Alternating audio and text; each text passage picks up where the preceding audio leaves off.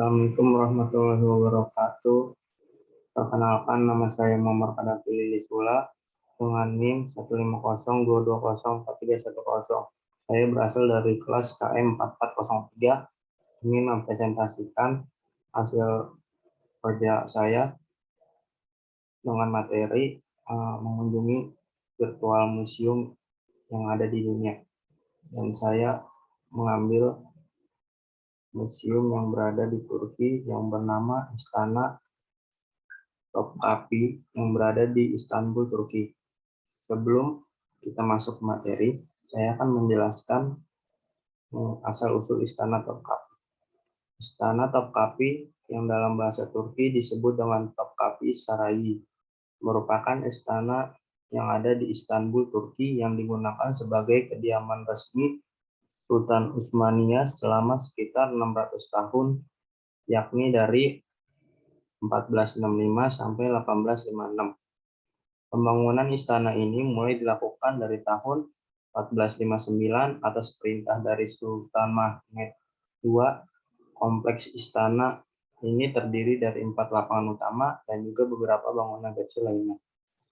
Selain digunakan sebagai tempat tinggal kerajaan, istana ini sekarang digunakan juga untuk acara kenegaraan dan hiburan kerajaan sekaligus menjadi daya tarik wisata sebab berisi berbagai peninggalan suci penting untuk umat muslim.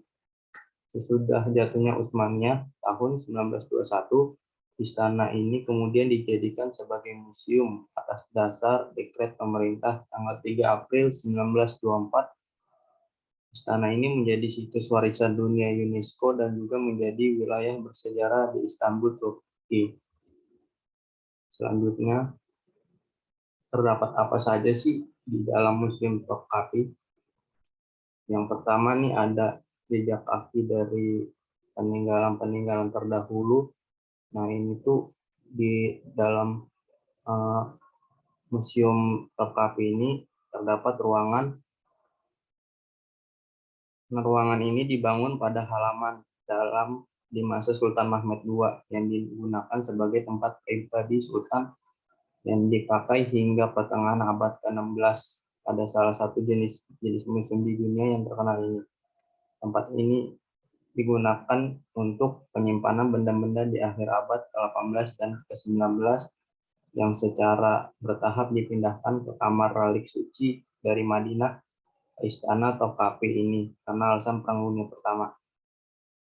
Nah, yang kedua nih ada baju Sultan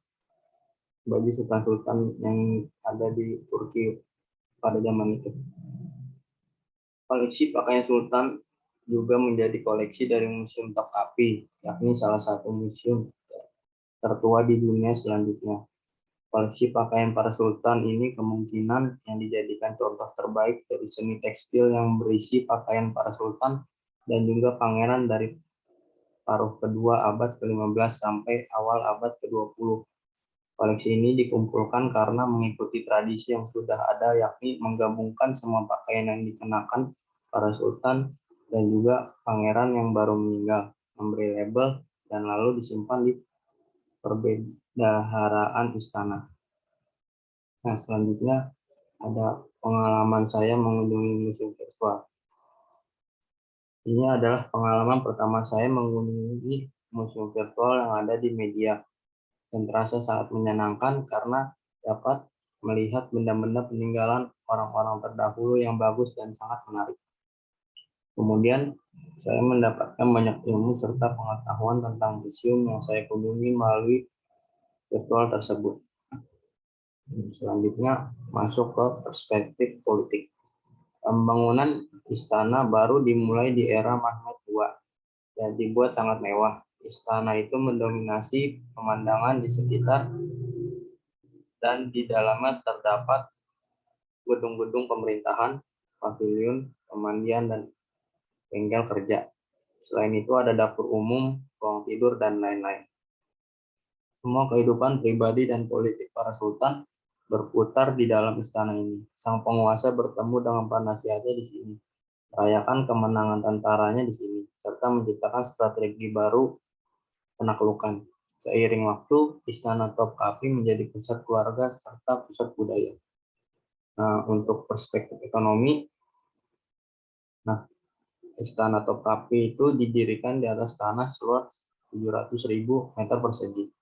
Istana Topkapi mulai dibangun pada tahun 1453, diawali dengan keinginan Sultan Mehmed II untuk membangun sebuah istana sebagai pusat Kesultanan Turki Utsmani. Sebagai catatan, Sultan Mehmed II menguasai Istanbul setelah menaklukkannya dari tangan Kekaisaran Roma pada 1453. Dari sanalah Istana Topkapi mulai dibangun dan terus mengalami berbagai perubahan sampai 1850. Jadi Istana Topkapi sendiri itu mempunyai berbagai macam jenis keramik, woodwork, dan gaya arsitektur ditampilkan di Istana Topkapi. Sedikitnya ada 5 orang yang terlibat merancang bangunan Istana Topkapi ini. Mereka adalah Sultan Mehmed II, yang Alauddin, Davud Aga, Mimar Sinan, dan Sarkis Balian. Dengan perpaduan dan dari kelima arsitek ini, tak heran bila bangunan Istana Topkapi dianggap sebagai sebuah bangunan terbaik hingga kini. Nah, untuk selanjutnya yaitu dari perspektif sosial. Museum ini menampilkan sejarah-sejarah dan informasi serta pengetahuan lain mengenai peninggalan-peninggalan para penguasa Turki terdahulu, sehingga penggemar sejarah Turki atau masyarakat pada umumnya bisa belajar bangunan tersebut. Selanjutnya, perspektif budaya. Kita semua tahu bahwa Turki mempunyai berbagai macam museum dan sudah sangat melekat dengan negara tersebut. Maka dari itu, paling tidak pengunjung yang mengunjungi museum tersebut bisa memahami budaya yang ada di Turki pada zaman sekarang maupun zaman terdahulu. Nah, untuk kesimpulan, dengan kita mempelajari sebuah museum di suatu negara, kita dapat mendapatkan suatu sudut pandang waktu yang cukup jelas dan luas. Kita juga jadi mengetahui sejarah dari sebuah istana yang berada di Istanbul tersebut. Oke, sekian presentasi dari saya, kurang lebihnya mohon maaf. Assalamualaikum warahmatullahi wabarakatuh.